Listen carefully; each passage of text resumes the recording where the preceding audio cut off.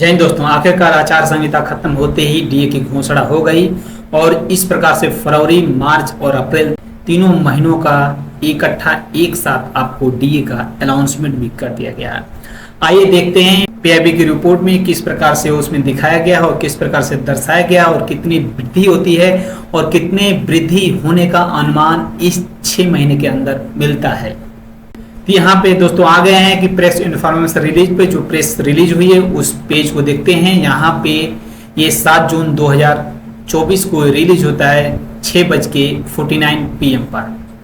और यहाँ पे इस रिलीज में यहाँ पे देखने को ये मिलता है, जैसे आप देखेंगे फरवरी 2024 इंक्रीज बाई 0.3 पॉइंट आपका इंक्रीज होता है। इस प्रकार से आपका 139.2 पे आपका पहुंच जाता है। वहीं पे फरवरी मार्च के महीने में डिक्रीज हो जाता है 0.3 और वही सेम जगह पे 138.9 पॉइंट पे आ जाता है। और इस प्रकार अप्रैल के महीने में फिर इंक्रीज होता है, वो भी कितना 0.5 पॉइंट, और इस प्रकार से लास्ट में 139.4 पे पहुंच जाता है।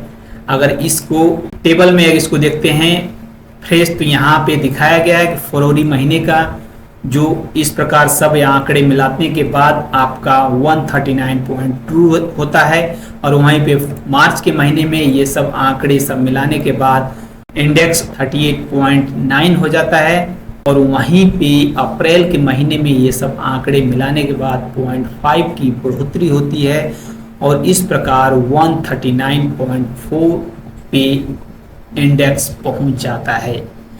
तो आइए इसको देखते हैं, डीए कैलकुलेटर में कैलकुलेट करके देखते हैं, उसमें देखते हैं कि आखिर में किस प्रकार कितना बढ़ोतरी ये हो रहा है।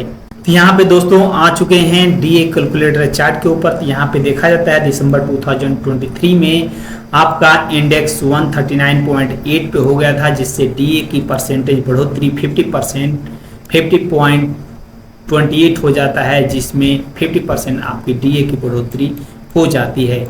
वहीं पे साथियों जनवरी 2024 का अगर मिला लिया जाए तो यहाँ पे 139.9 रहता है, जिसमें डीए की बढ़ोतरी 50.84 होता है। वहीं पे फरवरी और मार्च अप्रैल का इस प्रकार से आंकड़ा आया है और इन सबको मिला लिया जाता है। यहाँ पे 51.44 से लेके 52.43 तक वृद्धि होती है। तो इस प्रकार से साथियों बचे हुए 2 महीने कितने कमाल करेंगे, कितना कमाल करेगा और कितना परसेंटेज आपका डीए इंक्रीज होगा, ये तो आने वाला समय ही बताएगा। वैसे हम इसे चेक भी कर लेते हैं। वहीं पे साथियों अगर ये मान लेते हैं कि ये डीए कुछ परसेंटेज बढ़ा नहीं तो कितना आता है। मई के महीने का अगर रिपोर्ट 139 पॉइंट तक ही जनरल इंडेक्स रह जाता है, तो इस प्रकार से 52.82 हो जाता है। और वहीं पे अगर जून के आंकड़े भी 139 पे ही अगर रख दिया जाता है तो इस प्रकार से 53.06 हो जाता है। तो यहाँ पे आपको नजर आ रहा है कि 53 यानी 3% की बढ़ोतरी लगभग तय है।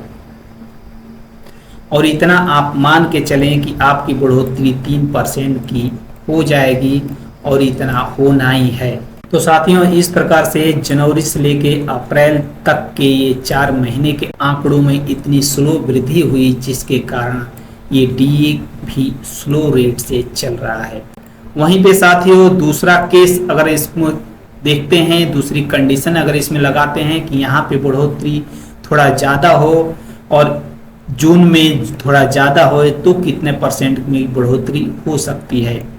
वहीं पे साथियों अगर मान लेते हैं 139 पॉइंट की बढ़ोतरी न होकर 140 हो जाता है और इस प्रकार से आपका आंकड़ा 52.92 रह जाता है। और यहाँ पे आंकड़े अगर 142 यहाँ पे मान लेता हूँ, अगर जनरल इंडेक्स 142 तक पहुँच जाता है तब भी आंकड़ा आप 53.43 पर ही रह जाता है और इससे ज़्यादा बढ़ने की उम्मीद आप और हम नहीं कर सकते और इतना ही बढ़ने की उम्मीद है। और इस प्रकार से साथियों ये आपका जनवरी से लेके जून तक का 3% ही डीए बढ़ने का अनुमान है। ओके दोस्तों, धन्यवाद, जय हिंद। आप अपना ख्याल करें। ये थी डीए की रिपोर्ट और इस प्रकार आने वाली सरकार में किस प्रकार कौन कौन सी सेवाएं और कौन कौन से नियम बदलाव होंगे और क्या होगा, आइए देखते नेक्स्ट वीडियो में देखते हैं गवर्नमेंट NDA 1 में क्या क्या चेंजमेंट होता है।